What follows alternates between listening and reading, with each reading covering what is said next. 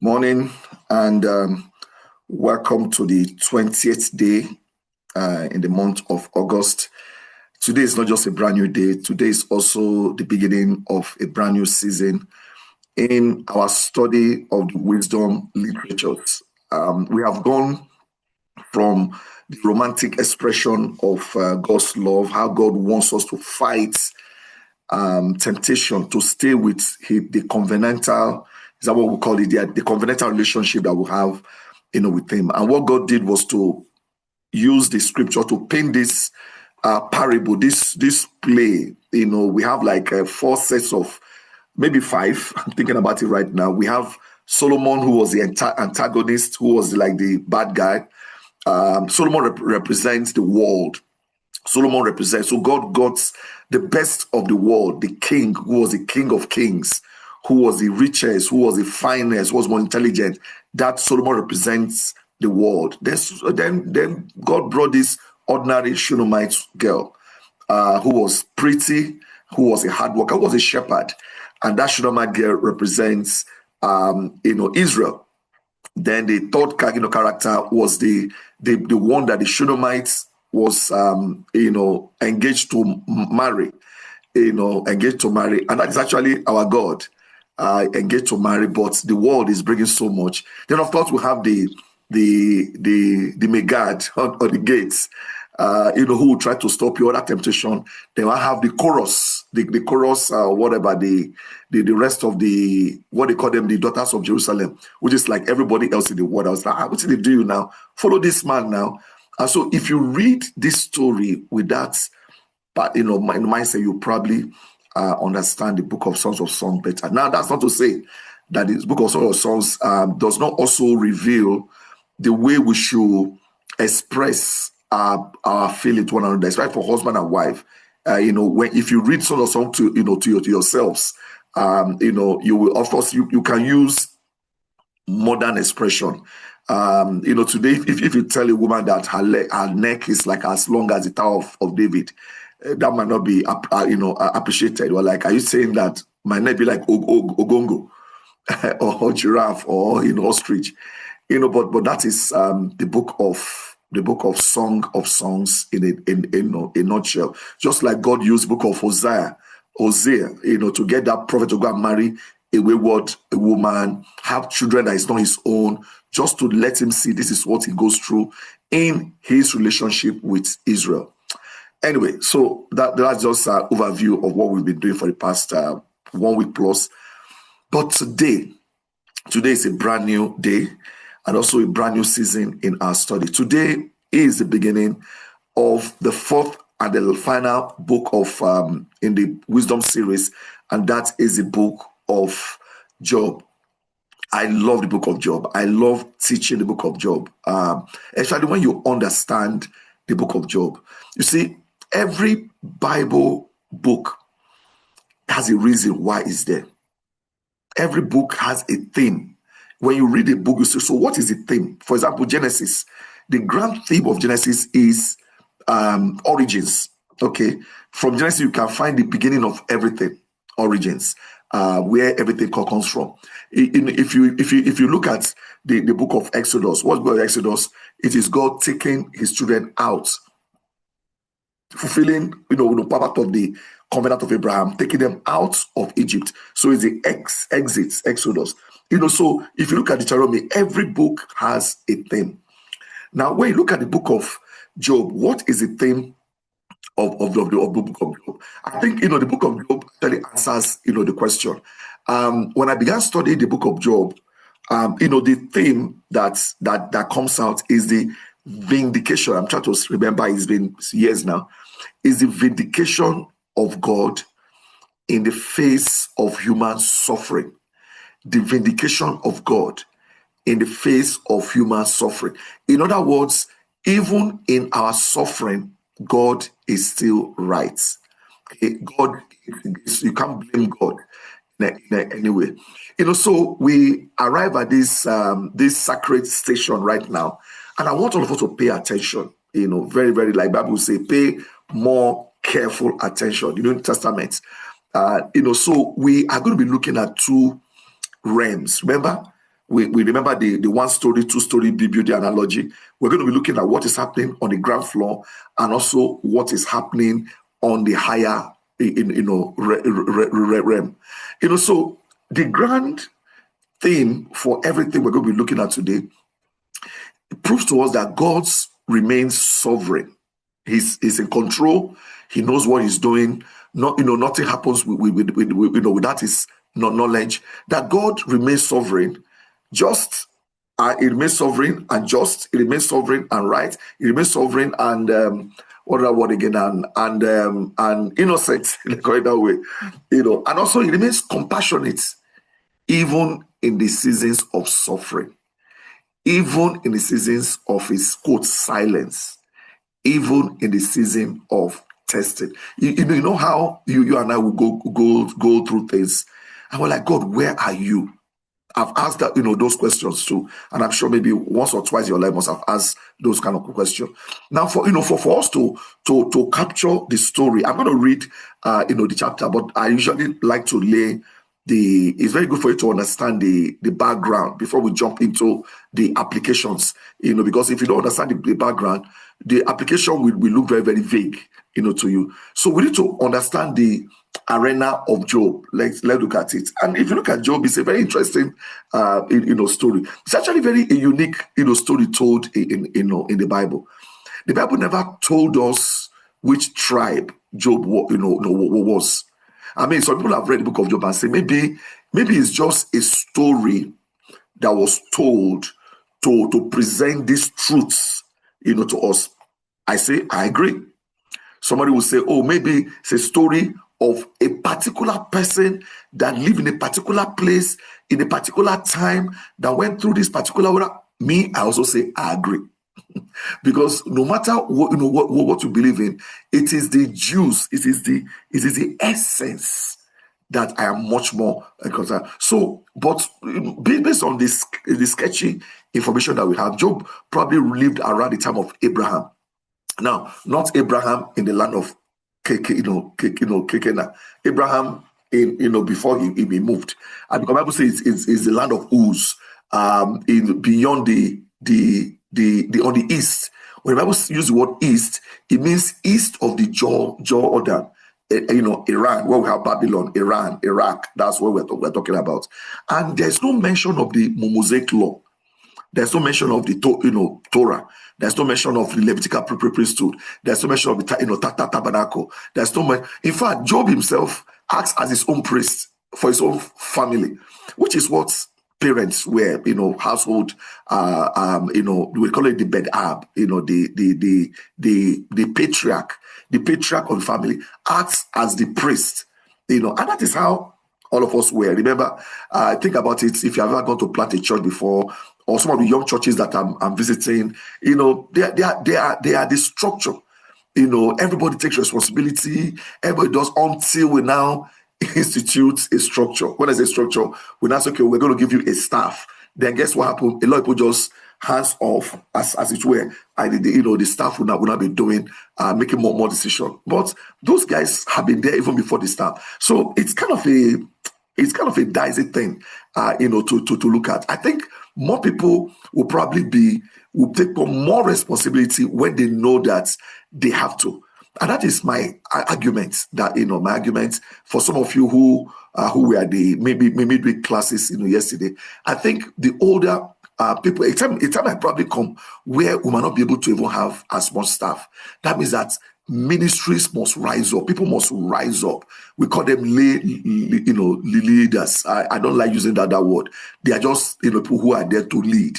It's like people have wisdom. People have been shepherding their group. You'll be playing that role until you now appoint an elder. It's as if the elder must do everything.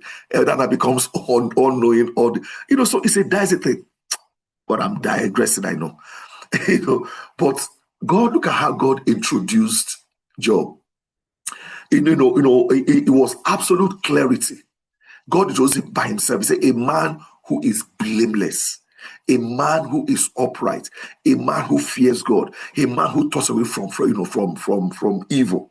That was how God introduced Job. So if you look at the book of Job has about three parts. In theology, we call it the structural analysis, the structure. The first structure is what I'm doing today, which is the prologue, like the introduction. Like if you're watching a play, they will tell you the inside scoop so that you will now understand what is happening.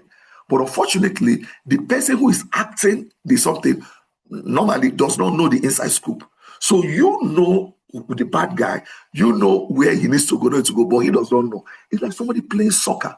The guy who is watching, sees the opening, sees opportunity, but the guy who is acting it does not see it the way you see it. You have an overview. So chapter 1 and 2 give us an overview. And this is written in a beautiful way. It's a prose. We call it a prose. It's a story, telling style. And in this storytelling style, chapter 1 and 2 kind of pulls back a curtain. I have a blind here. When I pull it right now, it goes up, but I can't see anything outside. It's actually cold. Today is 19 degrees. Just is very, very cold, 19 degrees. Yesterday night, I had a session. I had to go out on my phone. I had to run by because it was chilly. But anyway, if I pull the blind on a bright day, I'll be able to see outside. But somebody who is probably at the end of the room cannot see what I see. So every now and then, God pulls the blind so that we can see. But a lot of time, the person that is going through that action does not see what God is saying. And so we see Job, and God pulls the curtain to reveal the divine counsel, what heaven sees. So we see the ground floor, we also see the upper floor. That is chapter 1 and 2. By the time you now go to chapter 3, chapter 1 and 2, all the bad things have already occurred. By the time you now go to chapter 3 and 37, that's a long way. Chapter 3 and 37, we will now see this monologue and dialogue between Job and his friend. Job was trying to make sense of what is happening, while his friends, especially the three friends, Eliphaz, Bildad, Zophar. And by the way, those three people represent worldly theology. I'm going to explain to you very soon. Those people represent worldly theology. In fact, when you are reading the book of Job and you are quoting from book of Job, be careful what you quote. Because you can be quoting God, yes. You can be quoting also the devil. You can also be quoting the theology of the devil. Do you understand what I'm saying? So Eliphaz, Bildad, Zophar, those first three friends, there are four, but I'm going to focus on those three friends. Those three friends represent the worldly theology. And I'm going to tell you what the theology is. That worldly theology is that, there's a cause and effect. That whatever happens to you is because of something you didn't do. Have you ever felt that before? Let's say a disciple has a bad day or he lost his job. You say, maybe because you didn't pay your tithes. Think about it. Or maybe because you didn't go, you miss an appointment you're supposed to go to. Maybe because you didn't come to church. We live in a world of cause. You always want to pin something on something. The truth is that sometimes it doesn't agree. The only of those four friends that represent godly theology was Elihu, in fact, the youngest. So we're going to see worldly theology. We're going to see godly theology. So out of the four, three people were talking and talking and talking. The one that spoke the most, and yet their theology was wrong. In fact, God had to rebuke them that they've not represented it very well. In fact, God had to ask them to go and ask Job to pray for them. The only person who spoke the truth about God is Elihu. So those friends, they wrongly assume that all suffering is a direct punishment for a personal sin. And I'm sure some of you have thought about it before. Whenever a disciple goes to maybe God is teaching you a lesson. Stop saying things like that. Just say you don't know. Pray for your. I got a message yesterday from a disciple, that I love so much, and we were just planning to celebrate a birthday, and the person just said to me, I said, I'm canceling this. Why? I'm very serious, brother. Please pray for me. Can you imagine me now sitting down thinking, oh, why are you falling sick? Is it because you didn't? The truth is that we don't know what is going on in heaven. Then from verse 38 to 42 is what I'll call the divine epiphany or the restoration. This is when After that young boy spoke, freely speaking, God has said, "Hey, now I'm going to speak." And that's when, God now begin to, out of a wide wind, he now begin to reveal his, the wisdom. Now, in all these things, God never told Job why he suffered. So God doesn't owe you an explanation. Number two, God never apologized. To say, "Oh, I'm sorry, I was using you for a bet." God never apologized. In fact, the story told us that Job was blessed so much. In fact, when people say, "Oh, when I get to heaven, I'm going to ask God why that thing happened to me." Listen, when you see the blessing of God, you're going to forget whatever happened to you. So the core question in the book of Job, the ultimate question that book of Job poses to all of us is not what we normally think. "Oh, why do good people suffer?" Which is the normal question. Why is it that good people are the ones that suffer? Have you wondered? Have you not seen that bad guys live long life? It does seem so. David also, believed that. He said, "All day long I have suffered, I've been plagued." So the question here is not why do good people suffer, but rather the question, the adversary, Satan, the cynical challenge, it was cynicism. The cynical challenge that Job, Satan, asked. I'm going to see that in chapter 1, verse 9. He said, "Does Job serve God for nothing?" That's actually the question. It's not why do good people suffer, but the question is that, does Job serve God for nothing? So, in other words, he's saying that will human beings, will their love, human beings love, will they revere God? Will they serve God for who God is? Just serve God. Just worship God. You see, the book of Job actually counters prosperity theology. I mean, that's why you will not hear a lot of prosperity preacher. I challenge you. How many prosperity preachers have you seen, preaching from Job? They don't like preaching from Job because the book of Job challenges prosperity theology. In other words, Satan's theology is that man will only worship God as long as God is giving them small things. Man will never worship God for who God is, just worship him for who he is. But man will worship God for the benefits, for the hedge he protects. And that's why people run from church to church. What can I get? That's the theology of Satan. It is a transactional theology that, "Oh God, if you give me, I will serve you. If you don't give me, I'll go and look for another place." But as disciples, we serve God.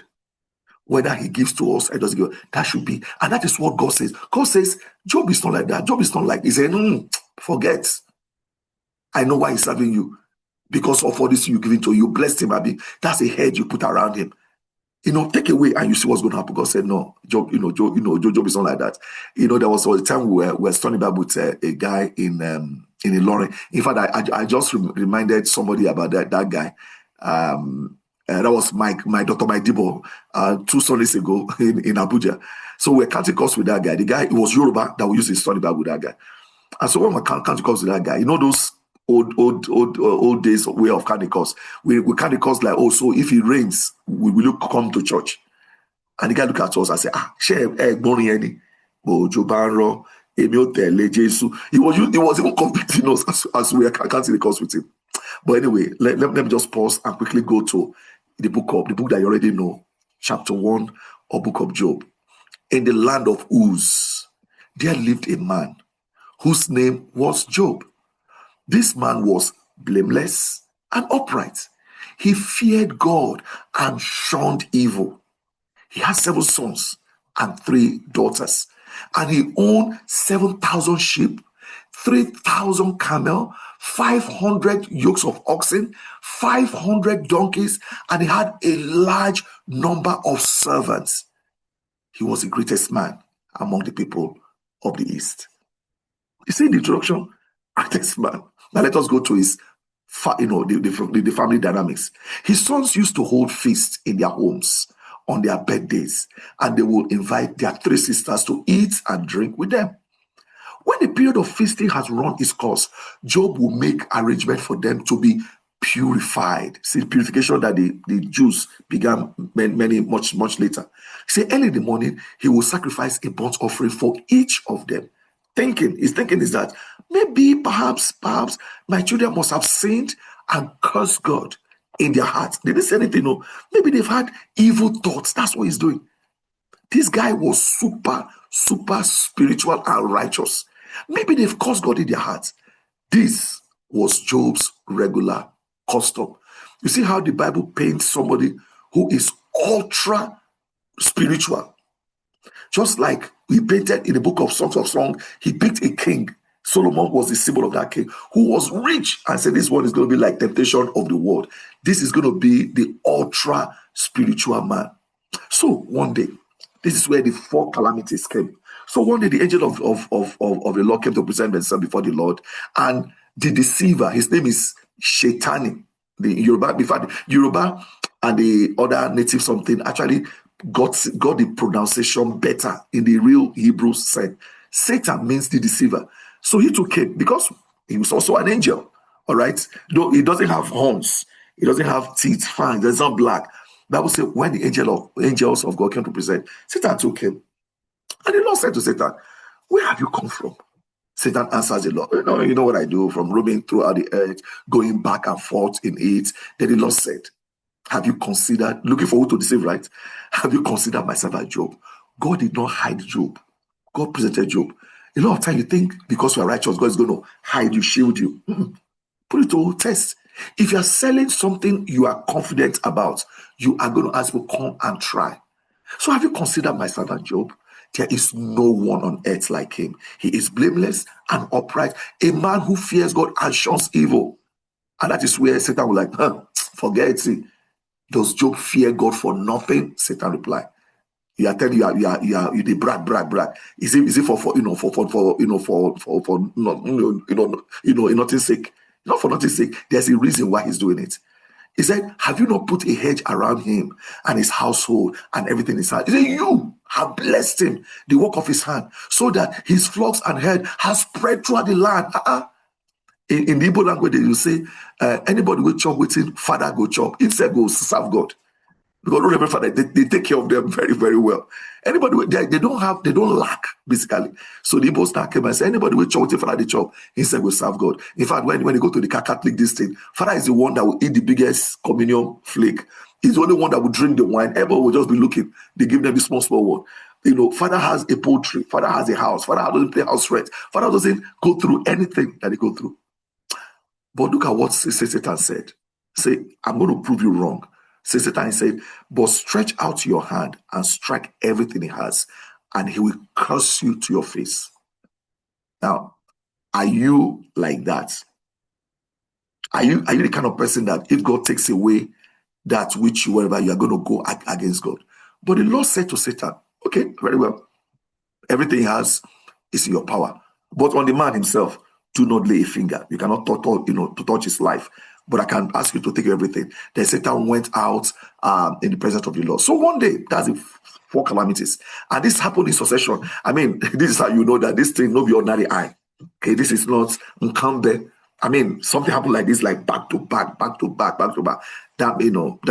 why you know that this thing is serious. So one day, when Job's sons and daughters were feasting and drinking wine at the oldest brother's house, a messenger came to Job and said, the oxen were plowing and the donkeys were grazing nearby, and the Sabians attacked and made off with them. They put the servants to the sword, and I am the only one who I escaped to tell you. In fact, that last statement is what I hate.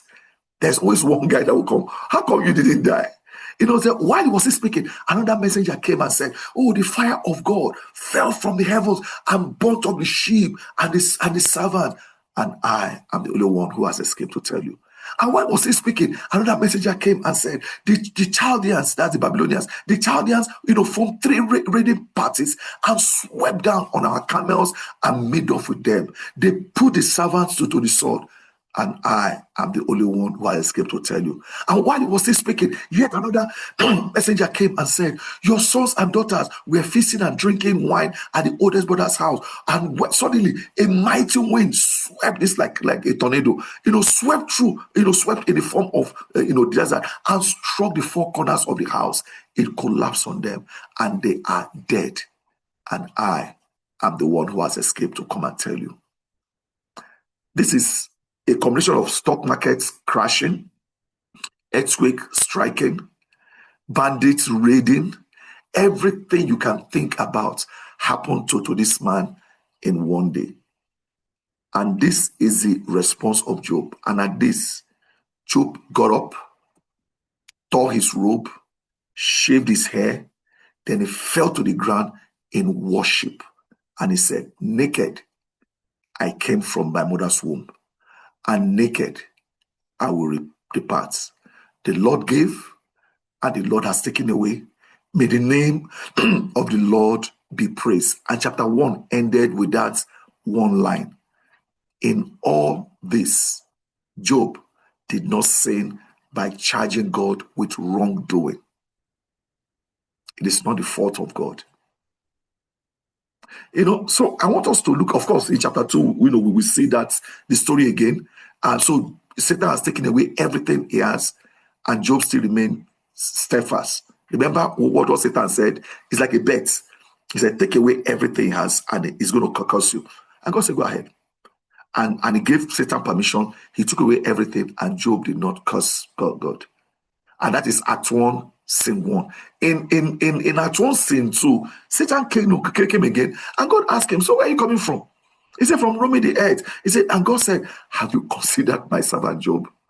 There is no one like him on the earth. He is blameless. He's upright man. He fears God. He shuns evil. And he still, by the way, he still maintains his integrity, even though you incited me against him to ruin him without a reason. Guess what Job said? Skin for skin. Easy. Satan replied, skin for skin. He said, a man will give all he has for his life. Now, some of you may not struggle if God takes away your the possession you have. Many of us may not struggle. When I say struggle, I'm not saying you will not be, affected. I know brothers in the church who has gone to a place, they park their car, they market, they come back, the car was, I know several brothers really stolen, and they still came to church, the following week. I know people who have lost their stock market fair, they lost everything. They had to sell their possession to pay back loan. Material possession. Some of us are very strong that Satan taking away material possession might not hurt you to the point where you begin to curse God or blame God or not want to come to church anymore. But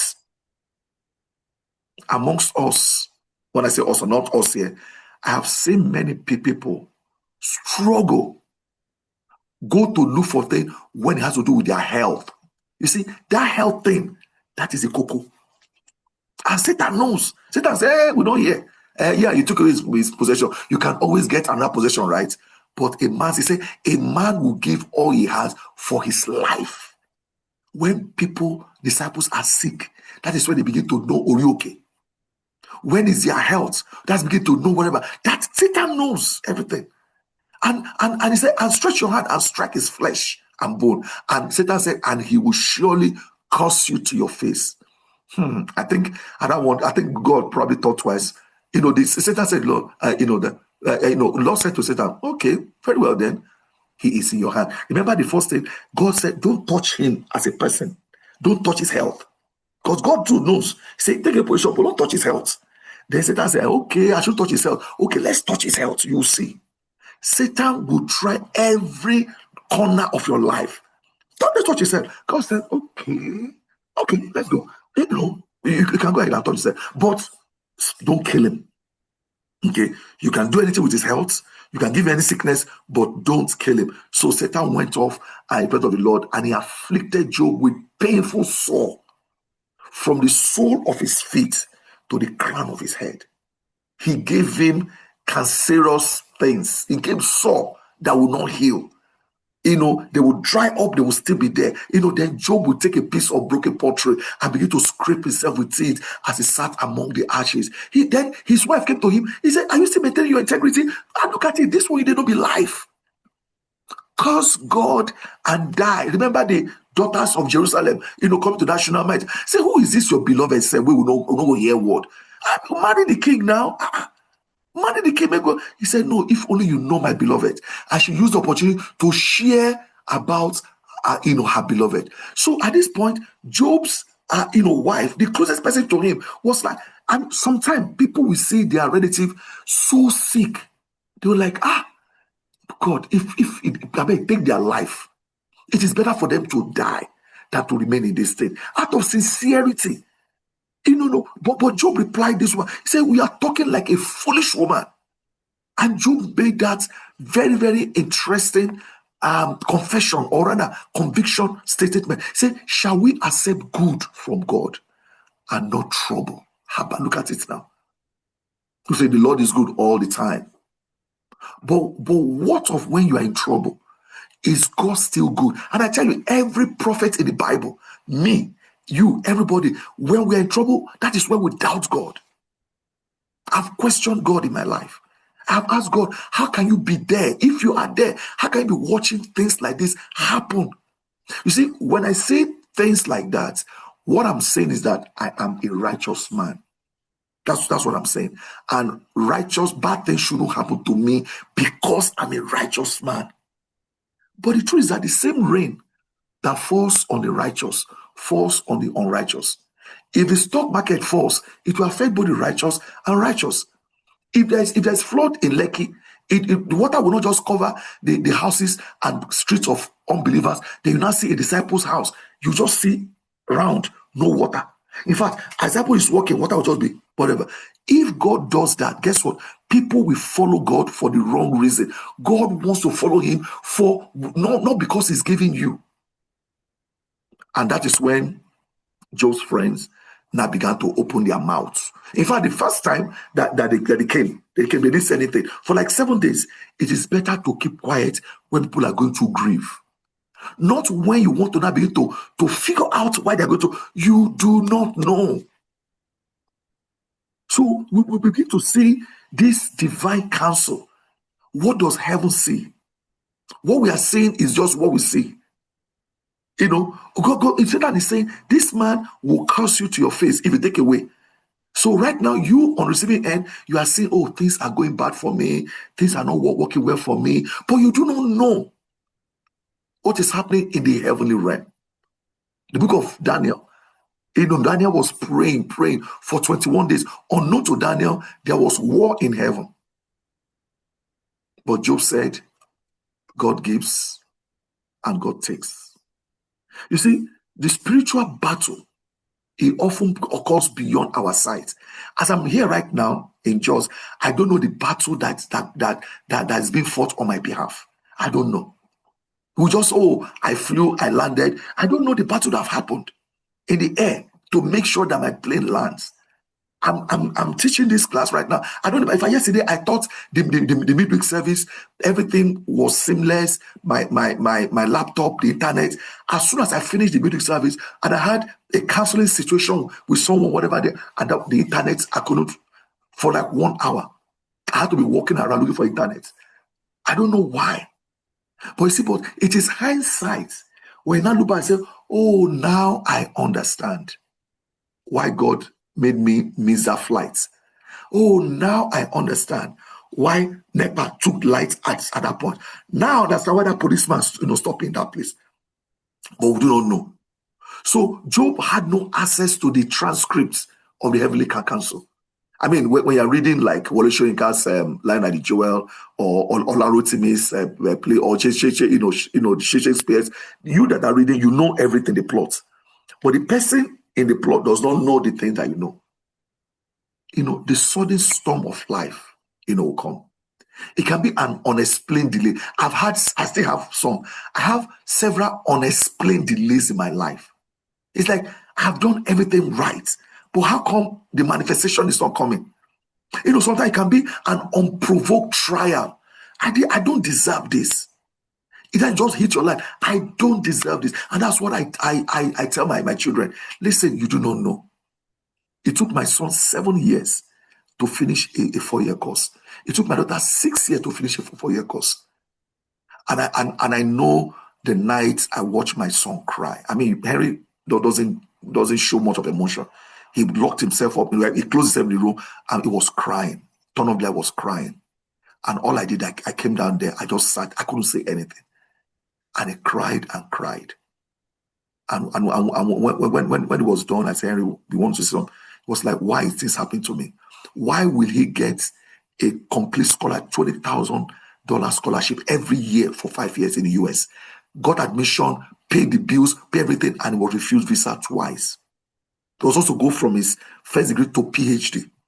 Why is it his time that coronavirus will happen? Why will he be watching his junior that he left in secondary school, finish university, and he still because he went through private university? We know that can do it. Why?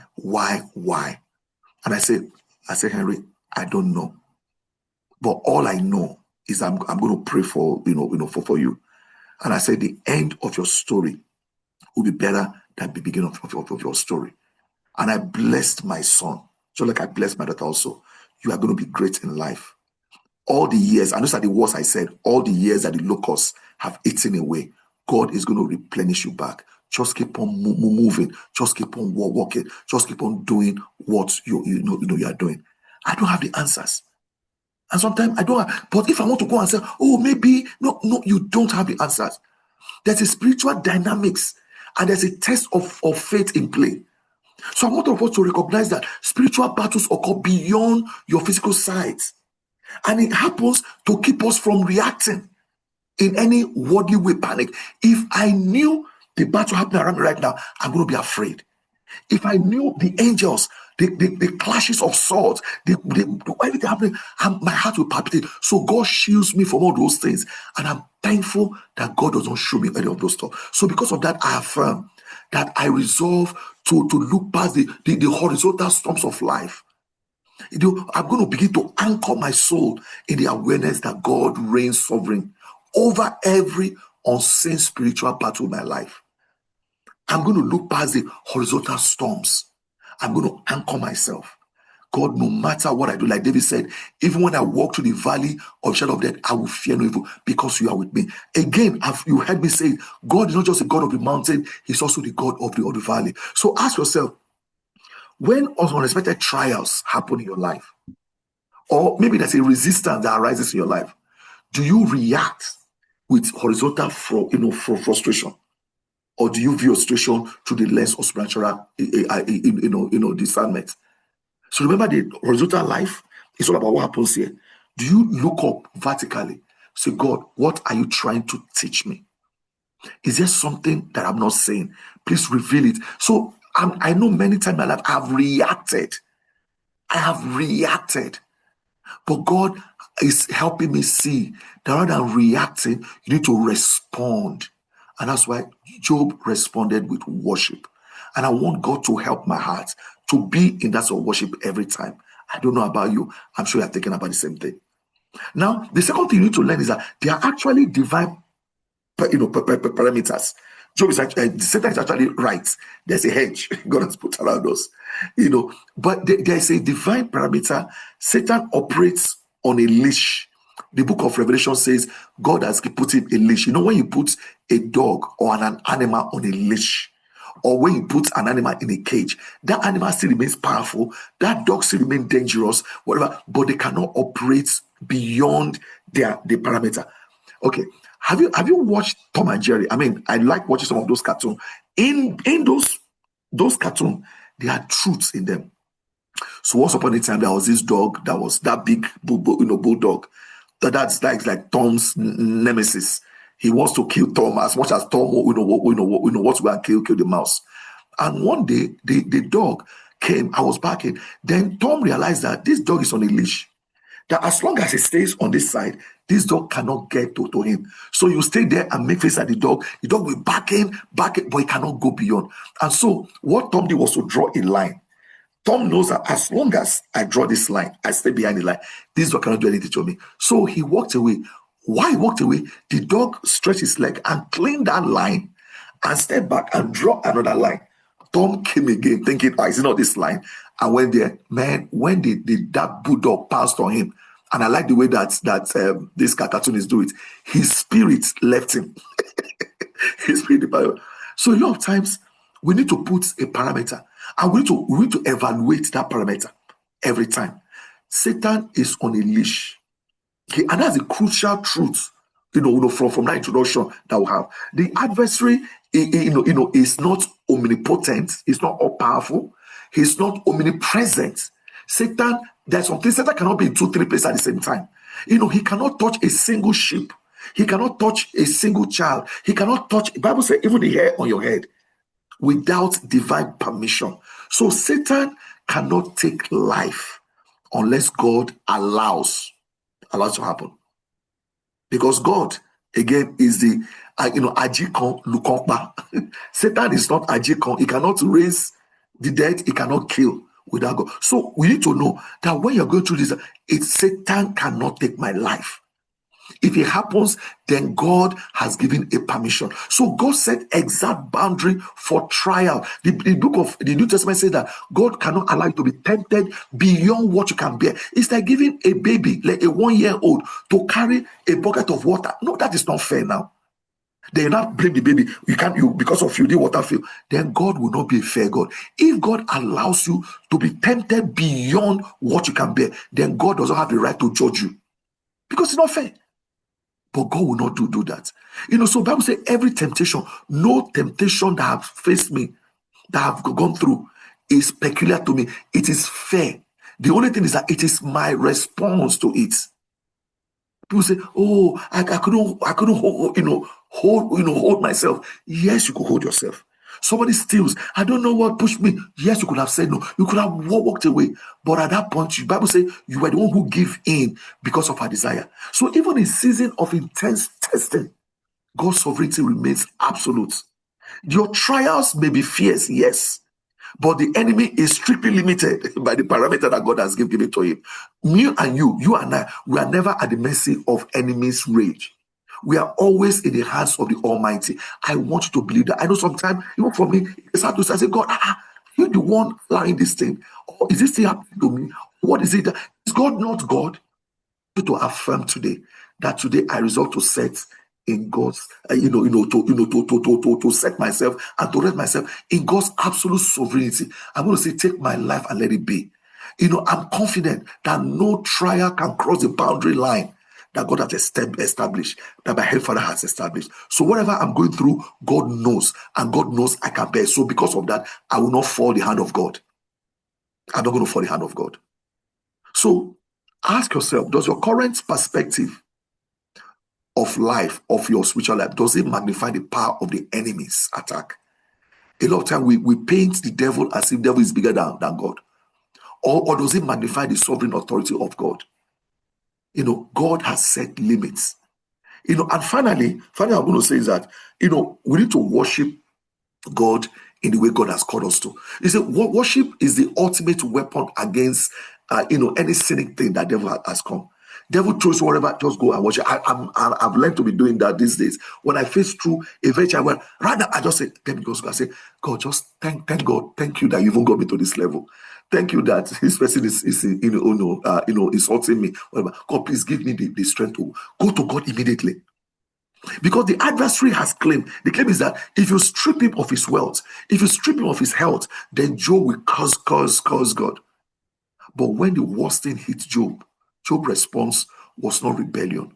Job was also prostrate in worship. So worship in the midst of unexplained pain is a higher demonstration of your faith. When you worship when it doesn't make sense, when you worship God when things are, that is the ultimate. Why am I saying so? Because it proves that your devotion, my devotion to God, is not transactional business. It's not a transactional business deal. You give me this, I'll give you that. It's not a business deal that is based on ease, that is based on comfort, that is based on some unconditional covenant ground of who wins and who loses. No, it should be an unshakable worship. That unshakable worship is what disarms the enemy. It's what validates the authority and the authenticity of your faith.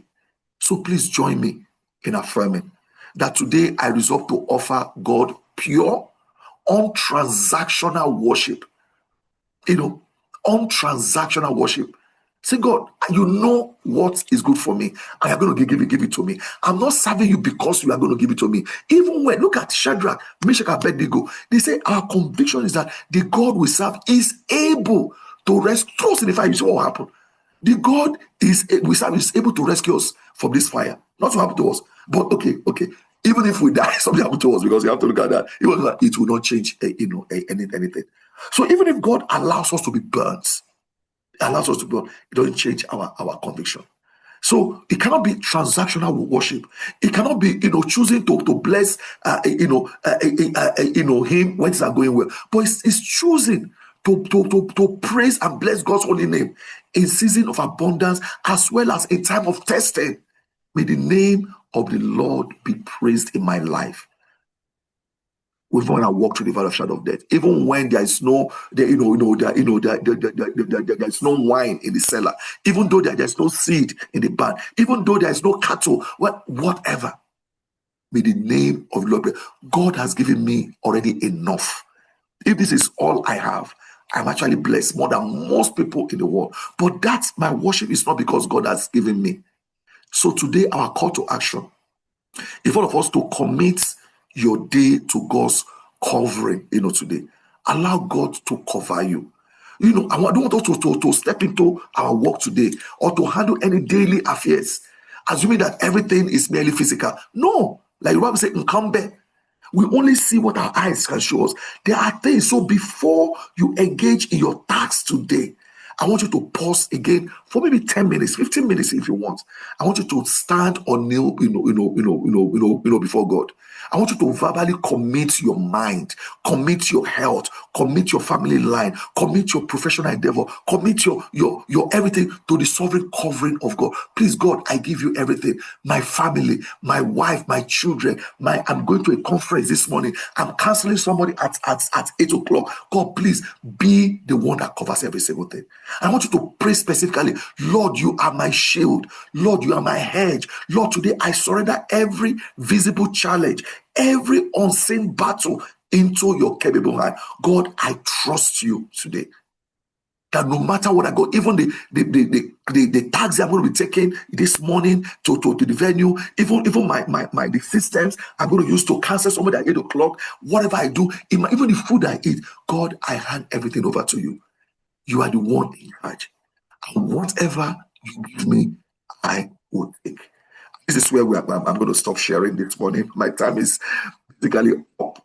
And I don't know what you guys think about what you have heard this morning. How do we engage? Because we're going to be looking at this situation throughout the month of the remaining days of the month of August. Anybody want to share? Why sip?